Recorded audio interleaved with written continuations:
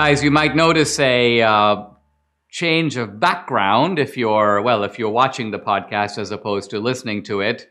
And I am in Florida. Now, I'm here to speak at an event tonight. Debbie was like, "Are you sure you want to go to Florida? Isn't there a hurricane coming to Florida? It's a tropical storm now, but who knows what it's going to become." And you know, Debbie's a little bit of a catastrophist, so I'm like, I think I'll be okay. The organizers aren't canceling the event, so I kind of have to be there. I can't leave 400 people at a dinner without a speaker. So I made my way last night to Florida, and here I am in a studio in Orlando. Debbie's actually at our home studio in Texas, and a little bit later in the podcast, I'm going to bring her on. We're going to talk together about some of the things that have been happening in the midterms. Well, what a day! What a night it was last night, and I got to say, it was a rough night, a bad night, kind of like this tropical storm, perhaps. Not a red wave, really. But I would say some dark clouds in many ways, but dark clouds with some silver linings. Now, I don't think this is something where we need to panic or we need to freak out. But what we do need to do is take a kind of sober, undisguised look at what's happening, make sense of it, not just today, but in the days to come. And think hard about what is the way forward. What is the right model for conservatism, for the Republican Party, and I think we're going to be okay. Now, again, if you look at the tone of the media, it's very jubilant. Oh, the red wave has turned out to be a dud. It's a red mirage. This is one of the phrases the never-Trumpers are using.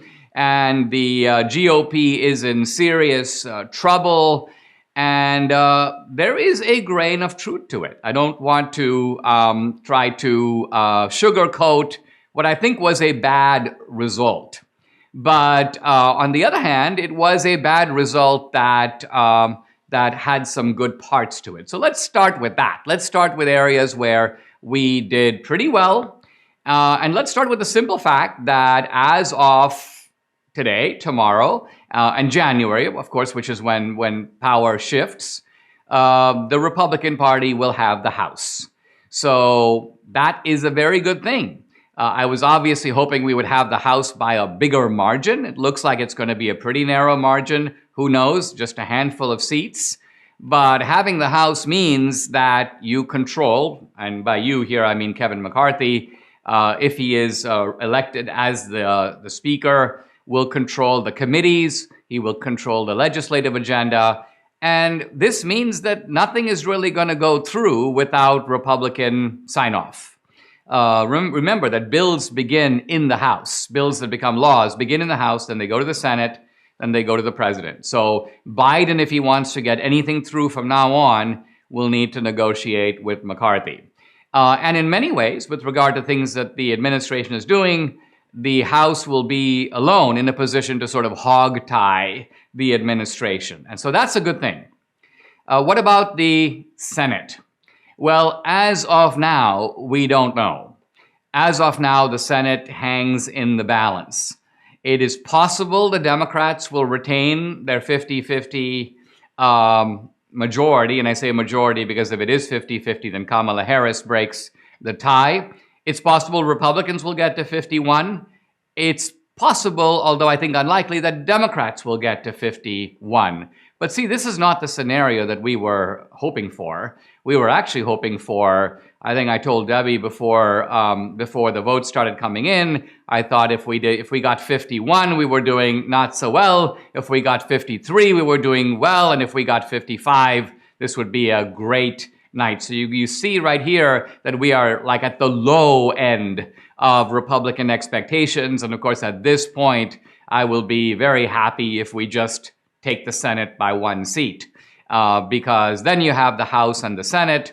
Now, you don't actually need both to block legislation. One is sufficient.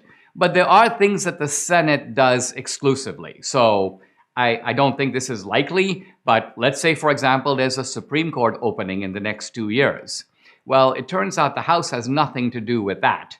Biden makes a nomination, it goes through the Senate. So if it's a Democratic Senate, you can virtually be assured that this nomination will go through. That will then be very bad because we now have a clear 5-4 and kind of a 6-3 majority. So it will then go to a 5-4 majority, but in some respects, we can't even always count on those 5 votes.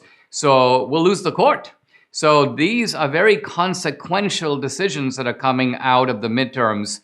And we're waiting to see if Adam Laxalt will beat Cortez Masto in Nevada. We're also waiting to see if Blake Masters can pull it out against Mark Kelly in Arizona.